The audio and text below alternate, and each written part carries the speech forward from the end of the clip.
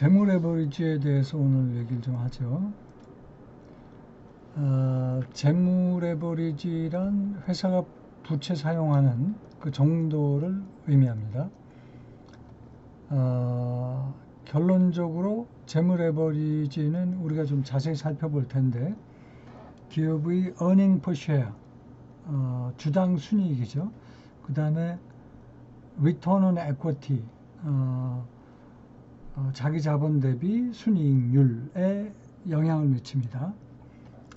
왜냐하면 부채의 양을 증가시키면 고정 비용인 이자 비용도 증가를 하는데, 사업 성과가 좋을 때는 고정 비용을 지불한 다음에 주주에게 가는 돈이 더 많아지고, 사업 성과가 안 좋을 때에도 고정 비용은 나가야 되므로 주주에게 돌아가는 돈이 상대적으로 더 적어집니다.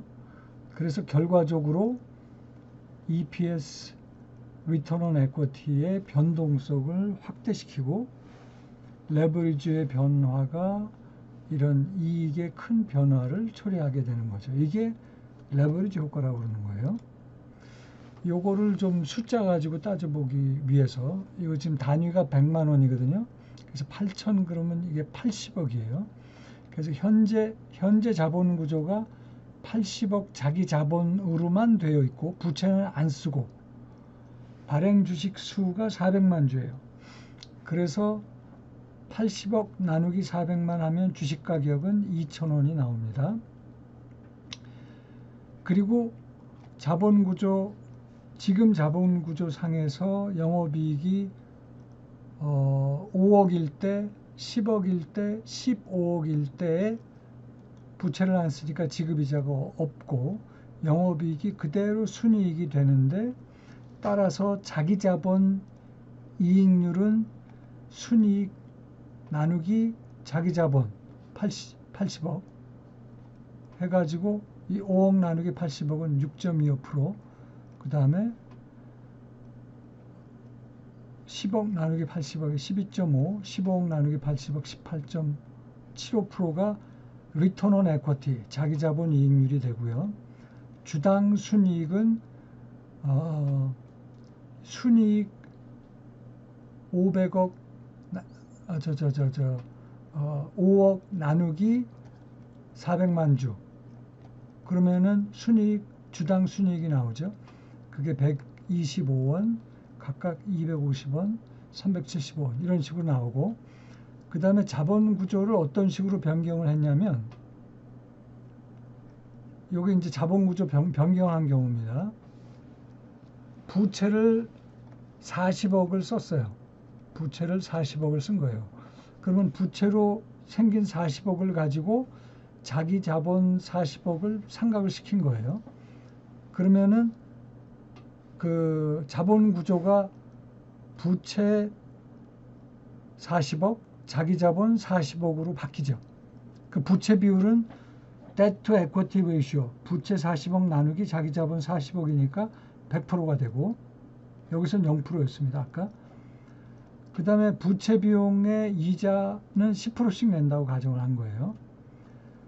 자기 자본이 반으로 줄었으니까 주식수는 400만 주에서 200만 주로 줄고, 그렇지만 주가는 그대로 2,000원이에요. 왜냐하면 자기 자본, 부채 들어온 걸로 자기 자본을 다 털었거든요.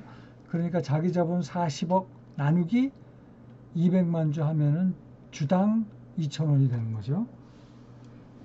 그 다음에 이제 아까랑 똑같이 영업이익이 5억일 때, 10억일 때, 15억일 때를 봤는데, 이번에는 자본 구조가 자기 자본이 40억이 생겼기 때문에 여기에 대한 이자 10% 지급을 하니까 4억만큼 이자를 지급을 해요. 그러면 순이익이, 전체 영업이익이 5억일 때 순이익이 1억이 되고, 영업이익이 10억일 때 순이익이 6억이 되고, 영업이익이 15억일 때 순이익이 11억이 되니까, 이 순이익 1억일 때 자기 자본은 40억 나눠주면 2.5%가 되고, 순이익이 6억일 때는 15%가 되고, 11억일 때는 27.5%가 되고, 주당 순이익은 1억일 때 발행 주식수 200만 주니까 1억 나누기 200만 주 하면은 주당 순이익이 50원이 되고, 6억일 때는 주당 순이익이 300원이 되고, 11억일 때는 550원으로 이렇게 바뀝니다. 그랬을 때 이 조금 전에 요 자기자본 이익률, 부채 안 쓸 때 자기자본 이익률은 이렇게 변하고, 부채 쓸 때는 이렇게 변해요.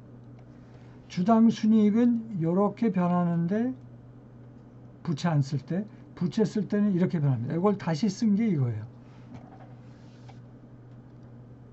그러니까 부채 쓸 때는 어떻게 돼요? 리턴 온 에쿼티가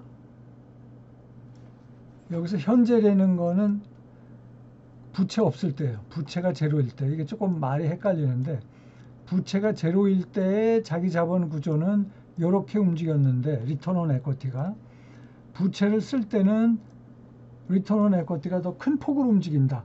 변동률이 더 확대가 됐죠. EPS도 똑같아요. 부채를 안 쓸 때는 이렇게 됐는데, 부채를 쓸 때는 보니까 변동폭이 훨씬 더 커졌어요.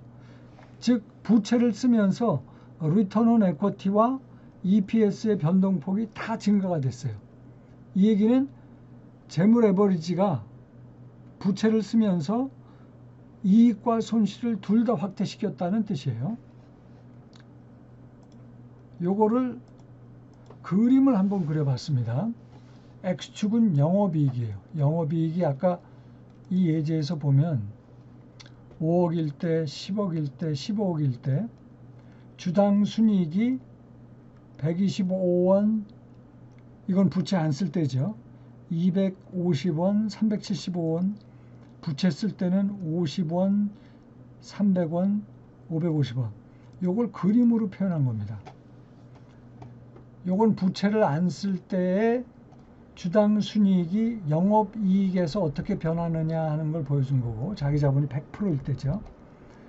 부채를 쓸 때는 이 절편값이 마이너스예요. 그리고 둘이 교차가 됩니다. 그래서 부채를 50% 썼을 때는 이런 식으로 기울기가 더 가팔아요. 여기서 자기 자본 100%일 때의 직선이 원점에서 출발하는 이유는 영업이익이 제로이면 주당 순이익도 제로가 돼서 요 원점에서 출발하는 거고, 부채를 갖는 직선이 절편값이 음인 거는